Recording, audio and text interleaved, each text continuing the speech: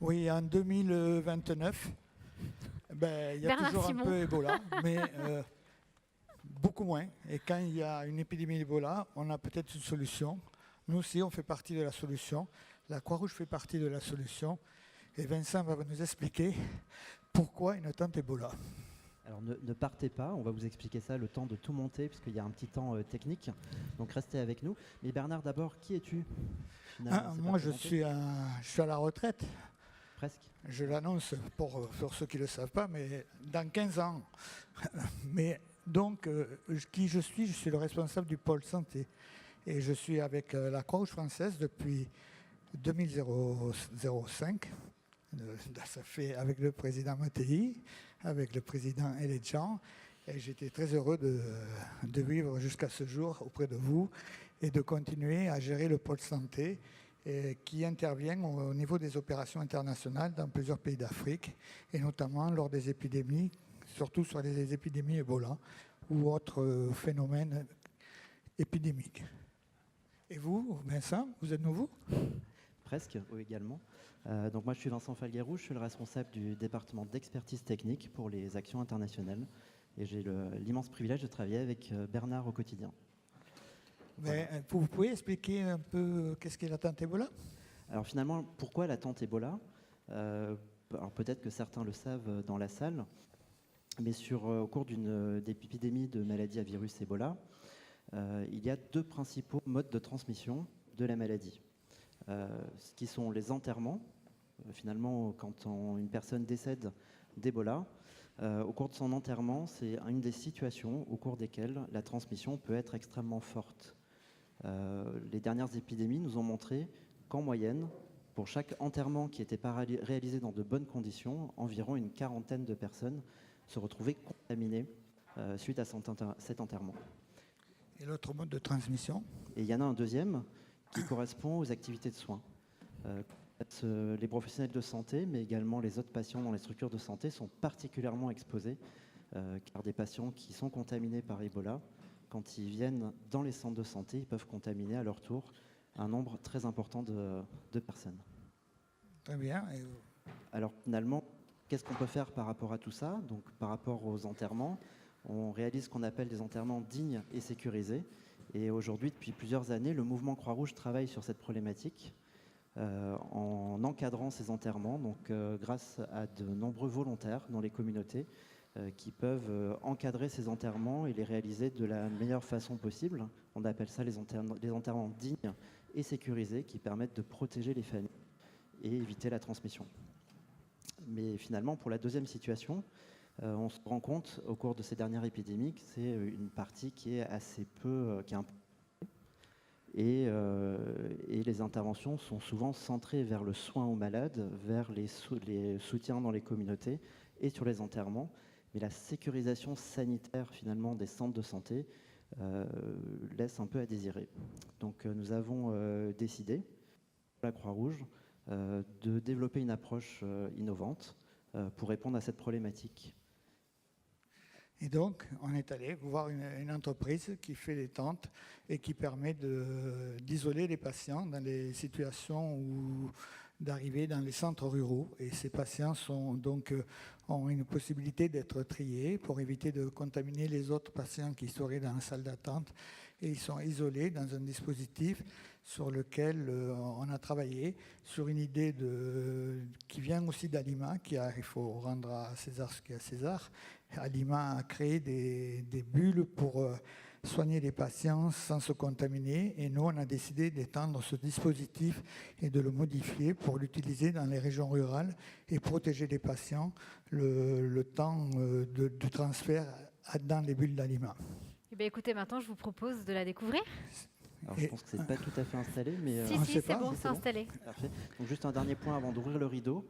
On parle d'approche innovante parce qu'on a souhaité encadrer cette approche avec deux aspects. Le premier en termes de formation, puisqu'on a décidé de pouvoir apporter une formation la plus efficace et rapide possible, puisque la notion de rapidité est importante pour lutter dans ce type d'épidémie. Donc, on a développé des outils pédagogiques. Donc on va découvrir en même temps des outils pédagogiques un peu innovants qu'on va pouvoir vous montrer, de pouvoir utiliser les personnels des centres de santé comme animateurs de leur propre formation. D'accord. Voilà. Et la deuxième chose, c'est finalement le kit de triage isolement qu'on peut voir maintenant. Donc vous pouvez expliquer, ça c'est la tente Ebola et ça c'est le triage?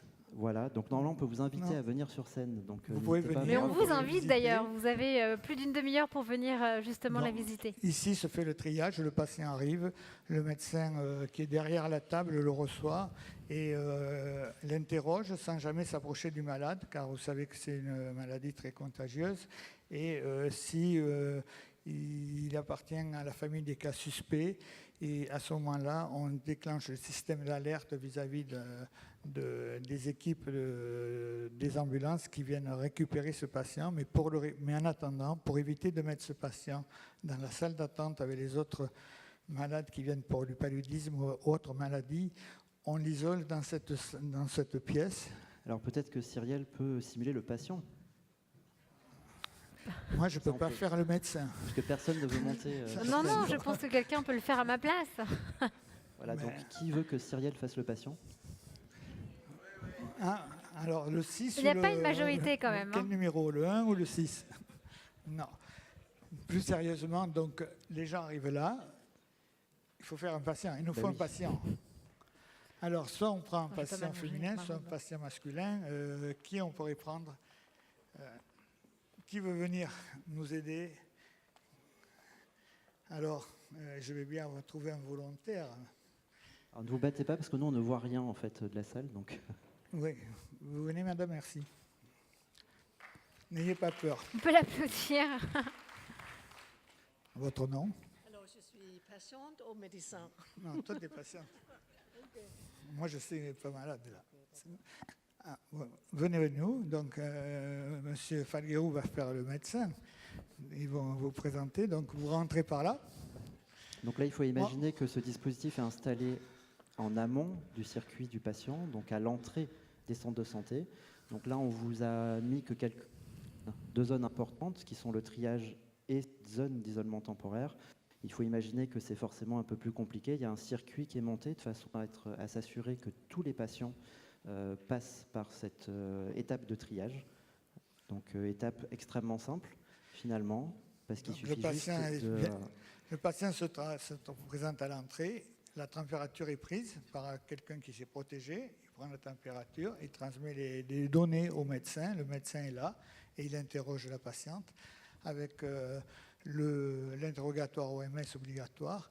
Et si ce patient se révèle avoir plusieurs signes de la maladie, c'est-à-dire de la température, des atralgies, des mauvissements, des pertes de sang, des éruptions cutanées, des pétachis, en ce moment-là, on considère qu'il est à risque pour les autres patients et on lui demande, monsieur Vincent, vous allez l'accompagner dans donc la effectivement, quand le patient, on suspecte qu'il est contaminé par le virus Ebola, là, la première chose à faire, c'est d'isoler le patient, puisque l'objectif, c'est qu'il ne rentre pas en contact avec d'autres patients ou le personnel soignant ou la famille qui pourrait éventuellement être autour. Donc on invite le patient à aller dans la deuxième zone. Donc il y a un circuit qu'on n'a pas matérialisé sur la scène, c'était un peu compliqué. Et on l'invite à rentrer dans la zone d'isolement. Donc installez-vous, n'hésitez pas. Voilà. Donc Tout ça, que ce soit très clair, ce n'est pas là qu'on va soigner les personnes, c'est là qu'on les isole en attendant que l'ambulance vienne les chercher pour les amener dans un centre de santé qui prend en charge les patients. Voilà, c'est le moment de faire des photos, du coup, n'hésitez pas. L'intérêt, c'est d'isoler le patient. Donc, on ferme la porte. On ne va pas le faire là parce que ça prend quelques minutes, parce que les fermetures sont étanches, de façon à isoler complètement le patient de l'extérieur. Alors, en quoi c'est innovant, finalement, d'isoler le patient? Parce que c'est ce qu'on fait à chaque fois. Ce qui est innovant, c'est qu'on a conçu une structure qui permet d'isoler le patient de manière complètement sécurisée, puisqu'on n'est plus en contact avec le patient. Et comme vous pouvez le voir, la face avant et sur le côté est transparente, ce qui permet de pouvoir continuer à communiquer avec le patient de façon simple, puisque le toit de la tente est ouvert, ce qui ne pose aucun problème en termes de transmission du virus. mais permet de faire circuler l'air et le son. Donc on peut toujours continuer à discuter avec le patient, on peut inviter la famille même à s'asseoir à côté de la tente, de façon à pouvoir attendre avec le patient. Alors on parle d'isolement temporaire. Pourquoi ? Parce qu'effectivement, comme le dit Bernard, cette tente n'est pas faite pour soigner le patient, mais c'est une tente qui permet d'isoler le patient le temps de faire venir une ambulance qui va venir chercher le patient pour l'accompagner jusqu'au centre de traitement Ebola, qui sera vraiment la structure spécialisée qui va prendre en charge notre patiente et déterminer avec une prise de sang si effectivement elle est bien contaminée par Ebola ou pas.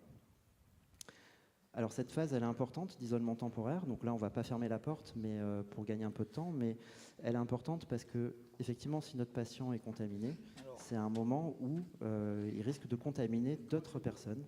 Donc ça permet de garder le patient en toute sécurité. Et sur la tente, comme vous pouvez le voir, donc ceux qui ne voient pas, n'hésitez pas à vous approcher parce que comme il y a des murs opaques sur les côtés, on ne voit pas forcément. Il y a des manchons sur le côté de la partie transparente qui permettent au personnel de soins dans la structure de soins de pouvoir rentrer les bras à l'intérieur de cette chambre d'isolement et pouvoir réaliser des premiers soins. Donc c'est s'il y a besoin de faire un examen clinique, s'il y a besoin de pouvoir mettre le patient sur le côté ou l'aider à s'asseoir, ou tout simplement lui donner de l'eau, des médicaments ou à manger. Entre les deux bras, donc Bernard va nous montrer, il y a un système en fait de sas qui permet de rentrer de façon sécurisée une bouteille d'eau ou quelques médicaments, donc qui permet de rentrer des choses à l'intérieur de cette tente en toute sécurité. Voilà, ça a l'air de bien se passer. Voilà, donc n'hésitez pas à venir voir. Ceux qui veulent voir d'un peu plus près, montez sur scène, puisque là vous avez vu un peu tout le système. Donc on n'a pas tout monté pour des raisons logistiques et pour gagner un peu de temps, mais à l'intérieur de cette zone, il y a de quoi recueillir éventuellement les vomissements ou si le patient a besoin de faire ses besoins de manière sécurisée et digne pour le patient.